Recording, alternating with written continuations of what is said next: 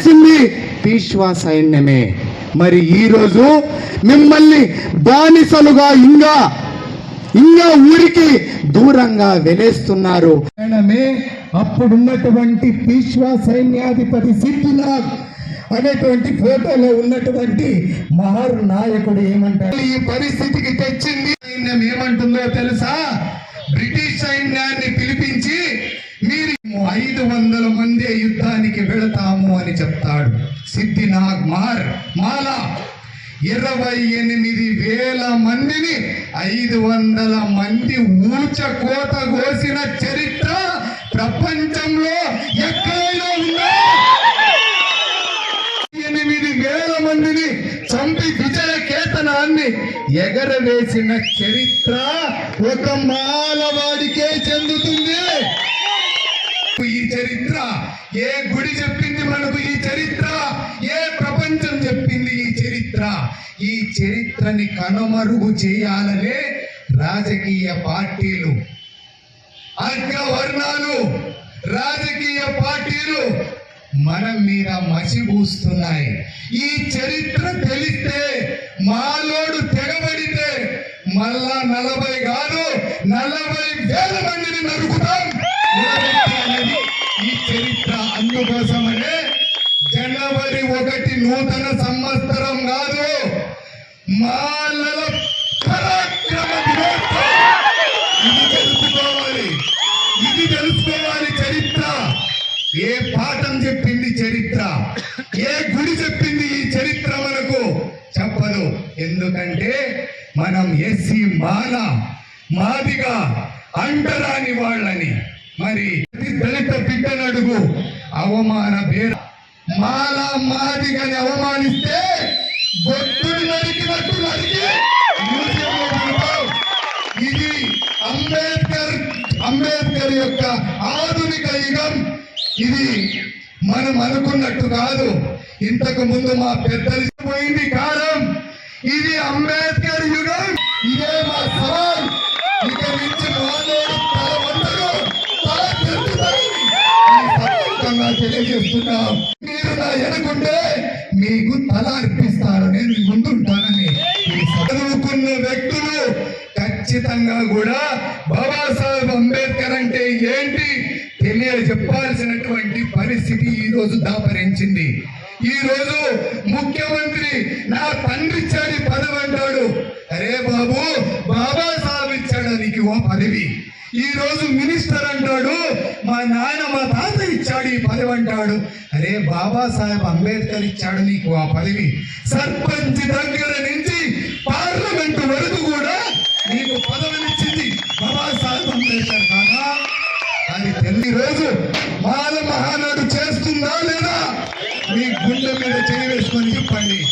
అగ్రహారంకి శ్మశాన వాటిక తెప్పించాం, మల్కాపురంకి శ్మశాన వాటిక తెప్పించాం, కడివెల గ్రామానికి 50 లక్షలు 30,000 గ్రాంట్ తెప్పించాం. అదే నాగల జిల్లాకి 8.5 లక్షలు గవర్నమెంట్ ఉద్యోగం తెప్పించాం. ఎవడిచ్చాడు ఇది? ఎవడు కాలు పట్టుకుంటే ఇస్తాడు ఇవి?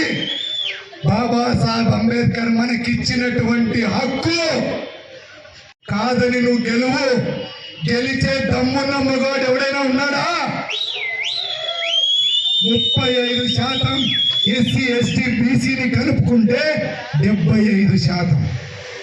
అంటే 175 మంది మనమే ఉన్నాం. మనల్ని ఎవరు పరిపాలిస్తున్నారు? అగ్రకులస్తులు పరిపాలిస్తున్నారు. సాక్షిగా చెప్తున్నా, తల వంచాం, ఇక నుంచి తలలు పెంచుతాం. ఇది గుర్తుపెట్టుకోవాలి. రాబోయేటువంటి ఎన్నికల సమయం ఆసన్నమైంది అన్నా, మేల్కోవాలి. ఈ మాలలు కర్నూలు జిల్లాలో 35,000 ఓట్లున్నాయి. మాలల్ని కించపరుస్తున్నారు అంటే మాలల ఓట్లు అవసరం లేదా? మరి మాలలకి దళితులకి ఏం చేసింది ప్రభుత్వం? ఏమీ చేయలే. 28 పథకాలను రద్దు చేసింది, మనం అడగలేదు.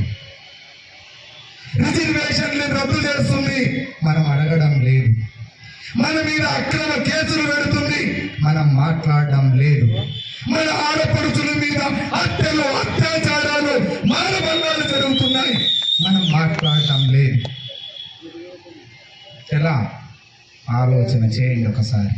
మానవాడు ఒక్కసారి దిగితే ఏమైందో ఈ భారతదేశం చూస్తుంది. మల్లికార్జున ఖార్గే కర్ణాటక మాల ఈరోజు పిసిసి అధ్యక్షుడిగా పైన కూర్చోబెడితే ఈరోజు కాంగ్రెస్ ఎక్కడ లేని కాంగ్రెస్ సునామీ కొట్టుకున్నట్టుగా తెలంగాణలో గెలిచింది. ఇది వాస్తవమా కాదా?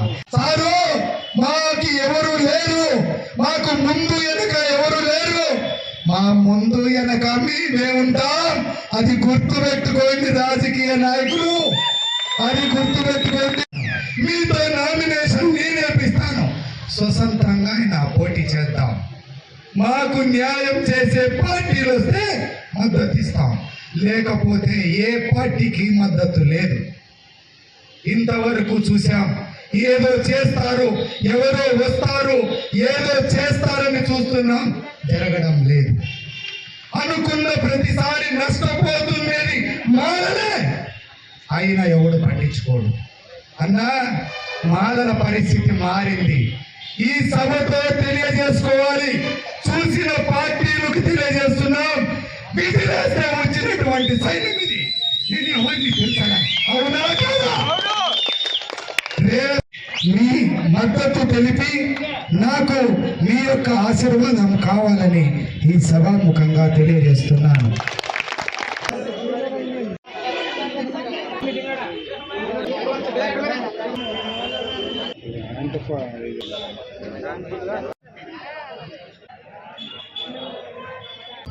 జనవరి 1 భీమ్ కొరేగావ్ పరినిర్వాణ్ దివాస్. సో పరినిర్వాణ్ అంటే చనిపోయిన తర్వాత మోక్షము అని.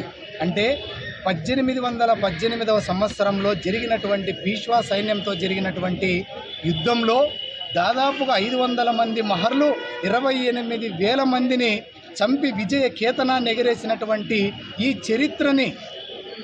చరిత్రని ప్రస్తుతం ఉన్నటువంటి రాజకీయ పార్టీలు అయితేనేమి, అగ్రవర్ణాలు అయితేనేమి కంప్లీట్గా ఎవరికి తెలియకుండా చేసేటువంటి ఈ ప్రయత్నాన్ని తిప్పికొట్టే ఇక నుంచి ఎక్కడైనా సరే ప్రతి గ్రామంలో కూడా ఇక నుంచి మాలలందరూ కూడా జనవరి 1వ తారీఖున జై భీమ్. సో భీమ్ కొరేగావ్ పరినిర్వాణ్ దివాస్గా ప్రతి గ్రామంలో నుంచి ఇక నుంచి జరుపుకుంటామని కూడా మేమందరం కూడా తీర్మానం చేసుకున్నాం. ఈ సభలో వందలాది మందిగా ఈరోజు తరలి రావడం జరిగింది. మాలలందరూ కూడా, అందరికీ కూడా ప్రత్యేక జైభీములు తెలుపుకుంటున్నాము. ఈరోజు మొట్టమొదటిగా ఇక్కడి నుంచి అంటే పార్టీ కార్యాలయం స్టేట్ బ్యాంక్ పక్కన నుంచి కూడా దాదాపుగా అంబేద్కర్ విగ్రహం వరకు కూడా మేము ర్యాలీగా కొన్ని వందల మంది మాలలతో వెళ్ళడం జరిగింది. జై భీమ్ యువదళం, జై భీమ్ మాలా మహానాడు, సమతా సైనిక్ దళ్. అదేవిధంగా ఒక చిన్న విషయం కూడా చెప్పడం మర్చాను. సమతా సైనిక్ దళ్ వాళ్ళు నిన్న ఫోన్ చేశారు మాకు. రాష్ట్ర నాయకులు, రాష్ట్ర అధ్యక్షులు పింకీ గారు, పాలేటి ఉమామహేశ్వరరావు గారు, అదేవిధంగా రాష్ట్ర కార్యదర్శి పిల్లి సురేంద్రబాబు గారు కూడా నన్ను రాయలసీమ కన్వీనర్గా నన్ను అనౌన్స్మెంట్ చేయడం జరిగింది. వారికి ప్రత్యేక జైభీములు తెలుపుకుంటున్నాను. సార్, మీరు నాకు ఈ పదవి ఇచ్చినటువంటి, గౌరవంగా ఇచ్చినటువంటి పదవిని నా ఊపిరి ఉన్నంత వరకు కూడా నేను నా జాతి కోసమే నేను కష్టపడి నేను ఇది చేస్తానని చెప్పి కూడా మీకు తెలియజేయ. నేను జై భీమ్ మాల మహానాడు వ్యవస్థాపక అధ్యక్షులు, అదేవిధంగా సమతా సైనిక్ దళ్ రాయలసీమ కన్వీనర్.